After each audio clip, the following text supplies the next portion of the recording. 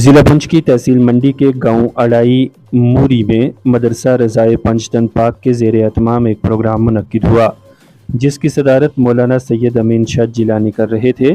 Programme کی نظامت مولوی محمد اشرف نے کی۔ اس موقع پر اہل سنت والجماعت کے دیگر مقامی علماء کرام کے ساتھ ساتھ امام و خطیب مرکزی جامع مسجد منڈی، امام و خطیب جامعہ حسینیہ اڑائی اور دیگر کئی علماء کرام نے بھی اس پروگرام میں حصہ لیا۔ یہاں پر مختلف مقتدر علماء کرام نے سیرت امام حسین اور سانحہ کربلا کے متعلق تفصیلاً خطابات کیے۔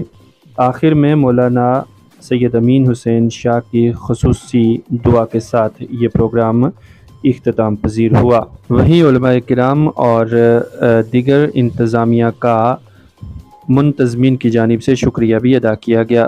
ریاض ملک کی رپورٹ۔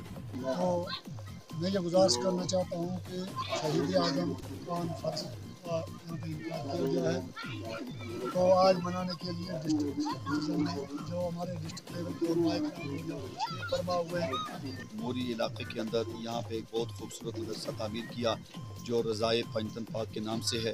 سید محمد امین شاہ صاحب زدہ مجدہ الکریم نے گزشتہ اس سنگ بنیاد رکھا تھا اور بہت ہی کم عرصے کے اندر یہ ادارہ، یہ مدرسہ پایہ تکمیل تک پہنچا اور آج اس کی افتتاحی تقریب کا پروگرام رکھا گیا جس میں مقتدر علماء کرام، خاص طور پہ تحصیل منڈی کے مقتدر اجلاء علماء کرام، سادات کرام، علاقے کے جو ہے معزز شخصیات، بزرگان دین، سب نے حاضر ہو کر کے آج کی اس تقریب کے اندر حصہ لیا۔ ہم آخر میں تمام حضرات سے گزارش کریں گے کہ اس ادارے کو خصوصیت کے ساتھ آپ حضرات یاد رکھیں۔